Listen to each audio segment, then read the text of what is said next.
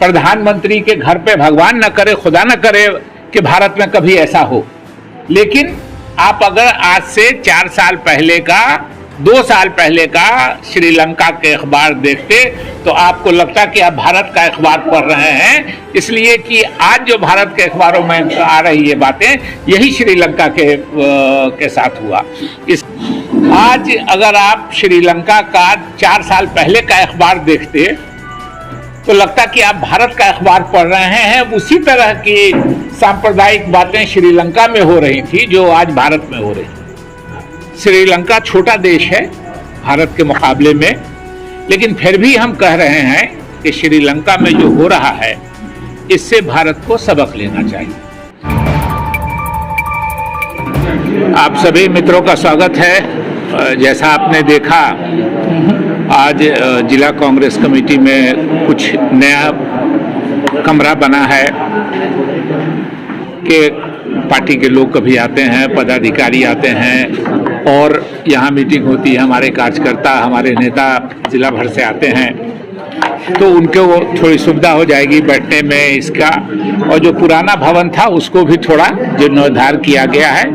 मैं धन्यवाद देना चाहता हूं जिला अध्यक्ष प्रोफेसर शीतलांबर झा जी को, जिन्होंने बड़ी मेहनत से अपने लोगों से बात करके उनके राय विचार से एक अच्छा काम किया है। जिला कांग्रेस कमेटी को तो मजबूत किया ही था, उन्होंने कार्यालय को भी मजबूत और सौंदर्यीकरण का काम किया है। मैं प्रोफेसर शीतलांबर झा जी को कांग्रेस की तरफ से, अखिल भारतीय कांग्रेस कमेटी का भी मैं सदस्य हूँ, अखिल भारतीय कांग्रेस कमेटी की तरफ से और बिहार प्रदेश कांग्रेस कमेटी की तरफ से और मधुबनी जिला के तमाम कांग्रेस जनों की तरफ से मैं उनको धन्यवाद देता हूँ, बधाई देता हूँ और ये आशा करता हूँ कि इनसे प्रेरणा लेकर के जहाँ जहाँ प्रखंड में हमारा कार्यालय है, पंचायत में हमारा कार्यालय है, वहाँ उस तरह का काम आगे बढ़ेगा। एक हाँ, ये राष्ट्रपति चुनाव के लिए सर आज वोटिंग हो रही है, अभी हम उस पर बात करेंगे, आज एक विशेष महत्व के विषय पर हम बात करना चाहते हैं आप लोगों से। देखिए, समाज में हम रहते हैं तो हमें बहुत कुछ सीखने का मौका मिलता है। बहुत चीज़ समाज में जो घटनाएं घटती हैं तो अगर अच्छी होती है तो हमारा इच्छा होती है कि उस तरह की घटना, उस तरह का काम हम भी करें। अगर बुरा होता है तो लगता है कि ये बुरा हुआ है, किसी के साथ नहीं होना चाहिए और हमारे साथ भी नहीं होना चाहिए। आज हमारा पड़ोसी देश है, हम अपने पड़ोसियों से भी सीखते हैं। आज हमारा पड़ोसी देश है श्रीलंका। भारत के साथ श्रीलंका के बहुत पौराणिक संबंध हैं, रामायण काल से, बल्कि उसके पहले से आप कह सकते हैं। लेकिन अभी श्रीलंका में जो हो रहा है उससे भारत को सबक लेना चाहिए। श्रीलंका छोटा देश है भारत के मुकाबले में, लेकिन फिर भी हम कह रहे हैं कि श्रीलंका में जो हो रहा है इससे भारत को सबक लेना चाहिए, क्योंकि आज भारत में जो हो रहा है 4 साल 5 साल पहले यही श्रीलंका में हो रहा था। श्रीलंका में 70% 75% सिन्हालीज हैं, उसमें 70% बौद्ध धर्म के मानने वाले हैं लोग। वहाँ 11% हमारे तमिल हिंदू समाज के लोग हैं और 10% मुस्लिम समाज के लोग हैं। आज अगर आप श्रीलंका का 4 साल पहले का अखबार देखते तो लगता कि आप भारत का अखबार पढ़ रहे हैं। उसी तरह की सांप्रदायिक बातें श्रीलंका में हो रही थी जो आज भारत में हो रही। महंगाई हम लोग हमारे देश में बढ़ती चली जा रही है, श्रीलंका में भी बढ़ रही थी, लेकिन उसको बेरोजगारी वहां भी बढ़ रही थी। धर्म के नाम पे घृणा फैला करके श्रीलंकन समाज को बांटा गया और समाज बटा रहा।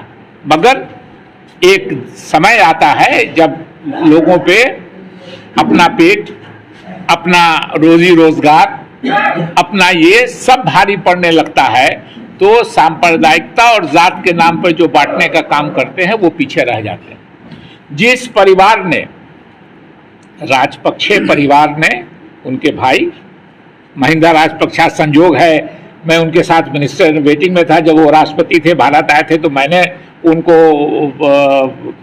हवाई अड्डे पर उनका भारत की तरफ से स्वागत किया था। उनको भागना पड़ा। आज कहाँ छुपे हैं राजपक्षे, जो महिंदा राजपक्षे जो असल लीडर थे वहाँ के। उन्होंने भाई को राष्ट्रपति बनाया। वहाँ टर्म है कि 2 टर्म से ज़्यादा राष्ट्रपति नहीं रह सकते हैं। तो महिंदा राजपक्षे जी ने किया कि 2 टर्म से ज़्यादा वो राष्ट्रपति नहीं रह सकते थे, तो अपने प्रधानमंत्री रह गए और भाई को बना दिया उन्होंने राष्ट्रपति। और ऐसी घृणा फैली और ऐसी घृणा फैलाई कि कुछ तरह तक लोगों को समझ में नहीं आया। जब लोगों को ज्ञान हुआ तो उनको जान बचा के राष्ट्रपति महोदय को भागना पड़ा। वो कहाँ छुपे हैं अभी, जो प्रधानमंत्री जी हैं वो कहाँ छुपे हैं? उनके पैलेस पे, जो राष्ट्रपति भवन पे लोगों ने कब्जा कर लिया, वहाँ के युवाओं ने। प्रधानमंत्री के घर पे भगवान न करे, खुदा न करे कि भारत में कभी ऐसा हो, लेकिन आप अगर आज से 4 साल पहले का, 2 साल पहले का श्रीलंका के अखबार देखते तो आपको लगता कि आप भारत का अखबार पढ़ रहे हैं, इसलिए कि आज जो भारत के अखबारों में आ रही है बातें, यही श्रीलंका के साथ हुआ। इसलिए हमको सबक लेना चाहिए। और देखिए क्या विधि का विधान है और क्या विडंबना है। वहाँ 11% हिंदू समाज के लोग तमिल हैं और 10% मुस्लिम समाज के लोग हैं। जिन लोगों के खिलाफ घृणा फैला के राजपक्षे परिवार ने अपना एक तरह से देश चलाया इतने दिनों तक, और मुसलमानों के खिलाफ भी घृणा फैलाई, जान बचाने के लिए पहला शरण एक मुस्लिम देश मालदीव ने दिया। ये विडंबना देखिए कि जिन लोगों के खिलाफ घृणा फैलाई, इसलिए हमको, समाज को, देश के हमारे नेताओं को आज जो लंका में हो रहा है उससे सबक लेना चाहिए। भगवान न करे, खुदा न करे, गॉड न करे, वाहेगुरु न करे कि हमको श्रीलंका के जैसा दिन देखना पड़े।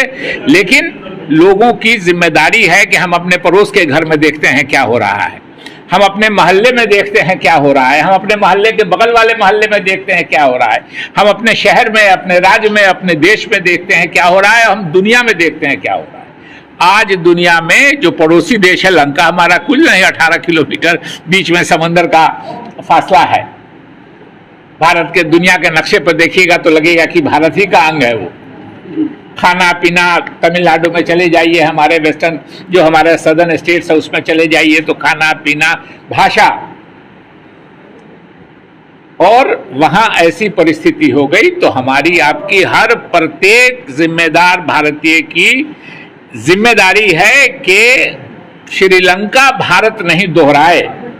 उसके लिए केवल सरकार नहीं, केवल सत्ता में बैठे हुए लोग नहीं, वो तो सत्ता में हासिल करने के लिए और सत्ता को अपने जारी रखने के लिए उनको गलत सही समझ में नहीं आ रहा है, मगर जो समाज के लोग हैं, देश के नागरिक हैं, उनको समझना चाहिए और उनको श्रीलंका से सबक लेके ऐसा हर काम करना चाहिए कि हम श्रीलंका को दोहराएं नहीं।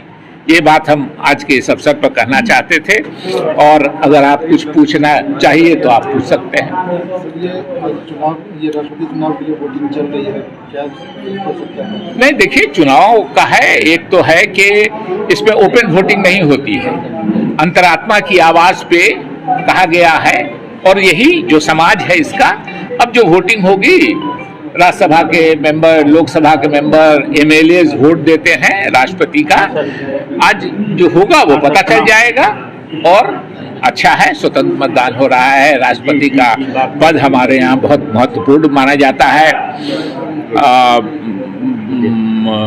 जो हमारी सेना है, डिफेंस फोर्सेस है, उसके सुप्रीम कमांडर हमारे राष्ट्रपति होते हैं, तो स्वाभाविक रूप से राष्ट्रपति देश उनके हाथ में रहता है, तो स्वाभाविक रूप से बहुत महत्वपूर्ण इलेक्शन हो रहा है। जो भी निर्णय होगा वो सबों को मान्य होगा, इसलिए कि नॉन पार्टी जब राष्ट्रपति हो जाते हैं तो नॉन पार्टी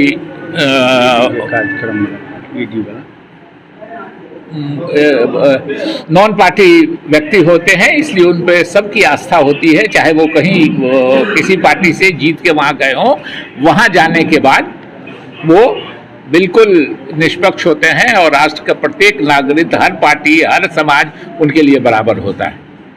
एक और विषय पर आपका ध्यान आकृष्ट करना चाहते हैं, वही कह रहे हैं कि अपने जो जनतंत्र में जो विपक्ष होता है वो दुश्मन नहीं होता है। इस बात को हमेशा याद रखना चाहिए। हम मोदी जी के विपक्ष में हैं, मोदी जी के दुश्मन नहीं हैं, लेकिन वो व्यवहार कर रहे हैं, मोदी जी और उनके लोग जो है वो विपक्ष के साथ दुश्मनों जैसा व्यवहार कर रहे हैं। अभी फिर 21 तारीख को सबको मालूम था कि सोनिया जी को 2 बार कोविड हो गया, बीमारी थी, अभी कोविड से पूरी ठीक भी नहीं हुई है।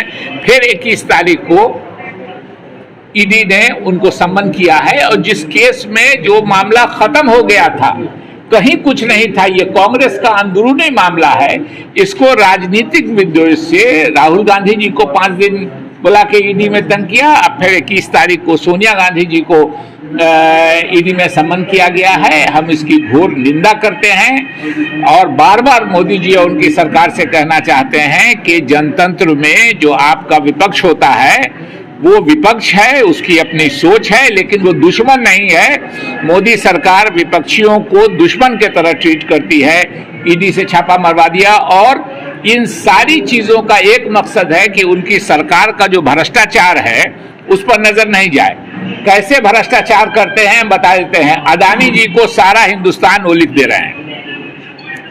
अदानी जी कोयला उत्पादन करते हैं ऑस्ट्रेलिया में। अब जरा आप लोग गौर कर लीजिए, भारत में कोयले का उत्पादन पिछले सालों में 29% बढ़ा है।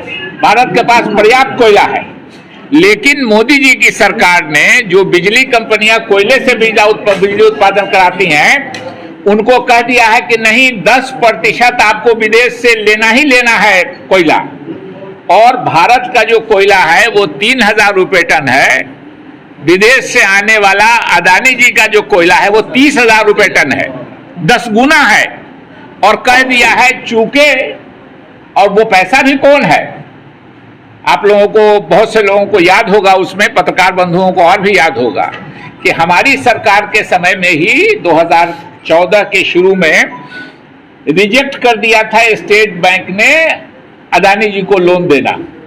मोदी जी ने आके 6,000 करोड़ का लोन स्टेट बैंक से उनको दिलवा दिया। उसी पैसे से उन्होंने कोयले का खदान खरीदा ऑस्ट्रेलिया में। और जिस दिन से क्या है, मतलब कि भ्रष्टाचार पर लोगों की नजर नहीं है, लोग उन्माद में है। 2.5 रुपये या 2.5% इंपोर्ट ड्यूटी लगती थी कोयले पे। जिस दिन से अदानी जी का कोयला तैयार हुआ आने के लिए, उस दिन से मोदी सरकार ने वो 2.5% हटा दिया, उस दिन से हटा दिया। मतलब टोटल चीज, एयरपोर्ट चला जा रहा है, रेलवे चला जा रहा है। देखा होगा अदानी रेल लिखाता है, अब इंजन पे लिखा रहता है। होगा क्या, देखिए करीब 400 स्टेशन दिए हैं, 50 ट्रेनें अभी गई हैं। हम आप दोनों बैठेंगे ट्रेन पे, हम बैठ जाएंगे प्राइवेट वाले पे, आप बैठिएगा सरकारी। सरकारी ट्रेन को कहीं किसी जंक्शन पे लगा के प्राइवेट वाले को पास करा देगा अदानी जी की रेल को। आपको भी काम खराब होगा, 2 दिन चढ़िएगा, उसके बाद कहिएगा कि अपना काम क्यों बेकार करते हैं, हम भी प्राइवेट वाले पे ही चलेंगे।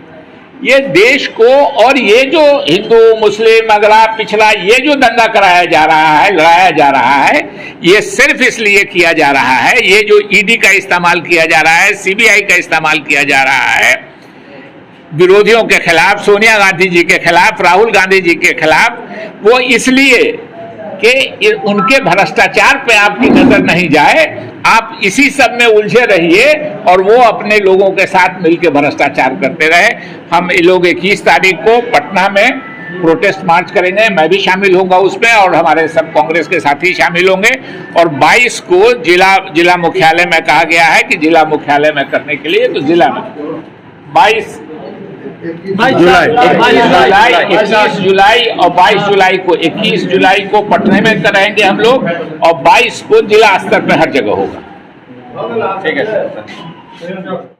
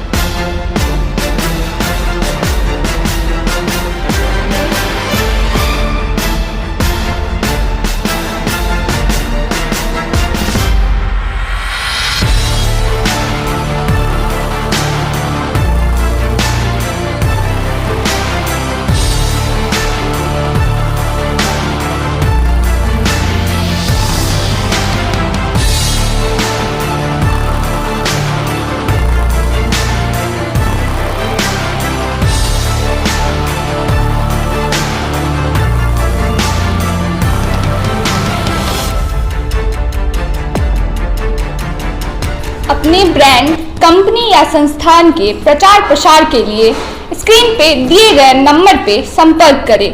जल्दी करें ताकि आप बढ़ सकें और भी आगे। आप हमारी YouTube चैनल हिंदुस्तानी मीडिया को सब्सक्राइब करें।